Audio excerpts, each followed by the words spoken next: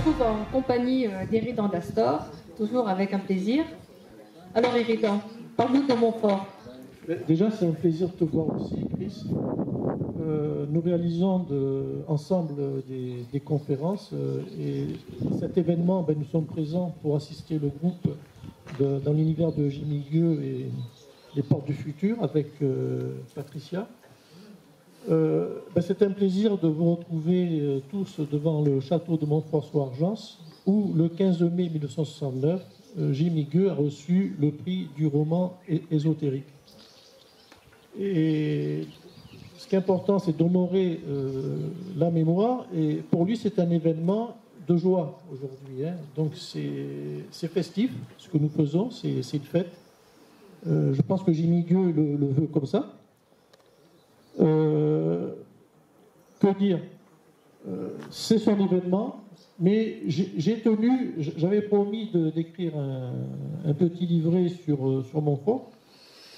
Et j'ai promis de le faire éditer à la date de la remise du prix de livre de Jimmy Gueux. Bien sûr, ce livre n'est pas à la hauteur de l'œuvre de Jimmy. J'essaie d'être humble devant la grandeur de Jimmy. Mais c'était important pour moi que ce livre soit prêt ce jour-là. Et aussi celui du Chamago, bien sûr, parce que Patricia venait. Et je tenais à lui remettre, bien sûr, le livre où je parle de l'univers des chats, de la symbolique des chats, mais aussi de quelques histoires de familiers qui sont surprenantes et mystérieuses au travers des chats. Donc revenons sur Montfort. Donc ce livre traite de tous les mystères possibles imaginables que l'on puisse trouver dans un château. Il y a eu des témoignages de toutes sortes. Il y aurait dans les entrailles du château un artefact. Il aurait été construit sur un cromlech. Une pierre a été trouvée à quelques lieues du château avec une vastisca gravée dessus, un poulain avec sa jument, etc., quelques symboles. Il y a eu des apparitions d'ovnis, il y a eu des entités qui sont apparues dans le château, des objets qui se sont déplacés, des vortex. Si vous voulez, dans ce château rassemble tous les éléments ésotériques qui puissent exister dans toute l'histoire et dans tous les châteaux que l'on connaisse. Pourtant, Montfort-sur-Argent est très peu connu pour ça. Alors, il y a bien sûr des doutes sur certains événements, mais il y a tellement de témoignages concordants que ça devient vraiment troublant. Voilà. Chris, est-ce que tu as quelque chose à rajouter? Oui, dans certains guides, il est marqué que Montfort-sur-Argent, c'est un des plus hauts lieux telluriques. Oui, effectivement. Donc, j'ai repris des éléments d'un chercheur qui était de la région. C'était Gérald de Beaucorps. Et Gérald de Beaucorps a beaucoup écrit sur Montfort et sur son château. Bon, il est décédé, hélas, il y a quelques années. Je n'ai pas eu l'honneur de le connaître, mais il y a des amis ici qui l'ont très bien connu. Et j'ai repris des éléments donc, de Gérald, et je le cite dans mon livre, bien sûr, où il parle de ces énergies telluriques qui sont agencées d'une façon très particulière. Rien n'est fait au hasard, et ces énergies sont sur une spirale qui tourne dans les deux sens. Et on retrouve cette symbolique au niveau des ornements du château, de la dualité qui existe dans ce château entre le bien et le mal. Vous avez la tour qui est bonne, elle est de ce côté. Pourquoi elle est de ce côté? Parce qu'elle est du côté de l'agneau, et l'agneau, il est bon. Et la tour qui est mauvaise, c'est celle qui est du côté du lion.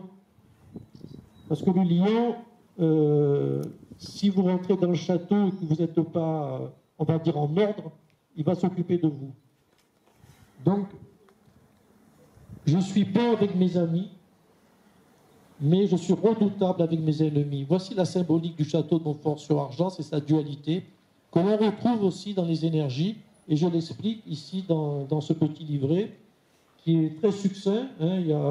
Je vais à l'essentiel, je ne développe pas les sujets parce que chacun pourra penser ce qu'il veut, mais ce qui est important, c'est de regrouper tous ces éléments de façon à se faire une idée globale de ce qui se passe sur cet ensemble de Montfort et des environs, hein, bien sûr.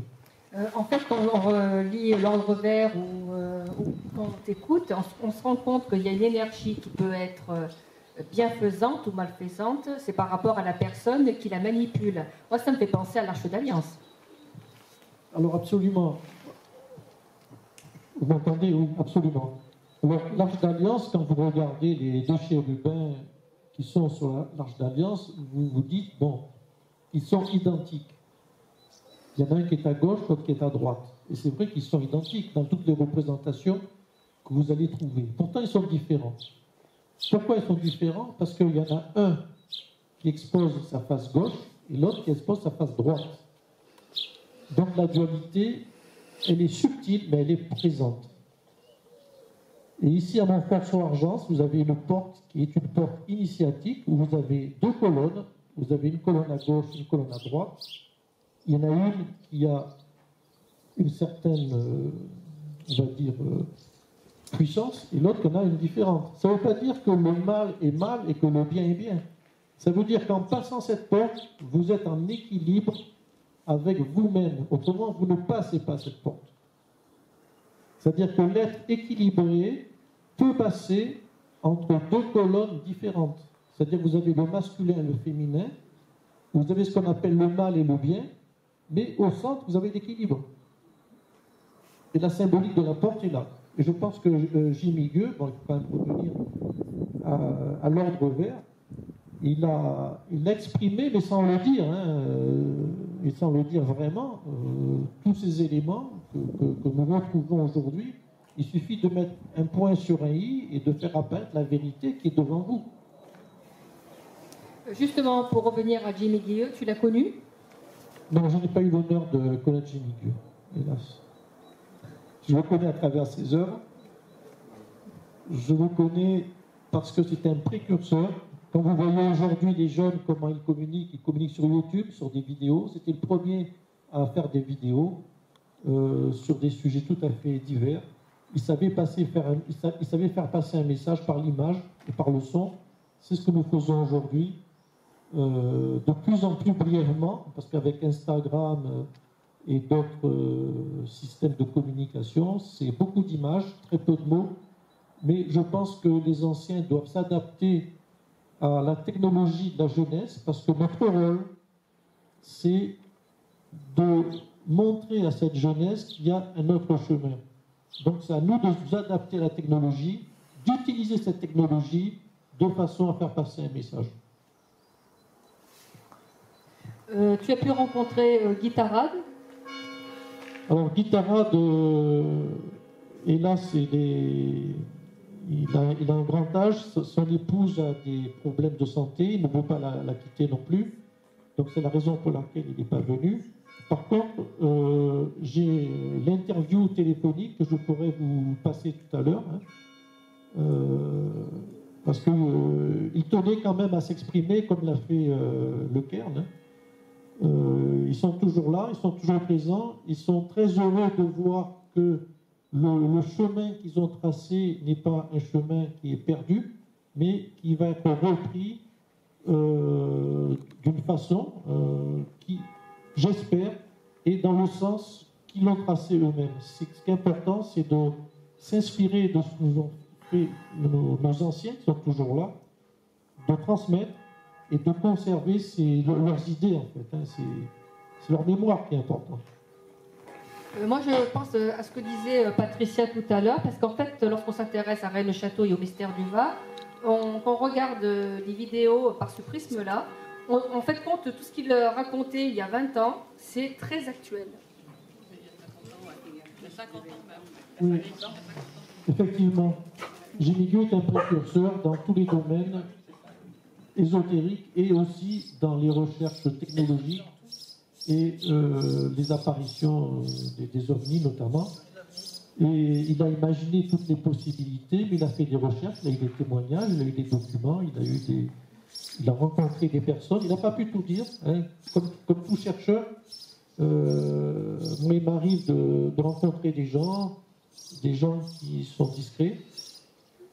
Ils sont d'accord pour transmettre le message, mais ils ne veulent pas que ça se sache.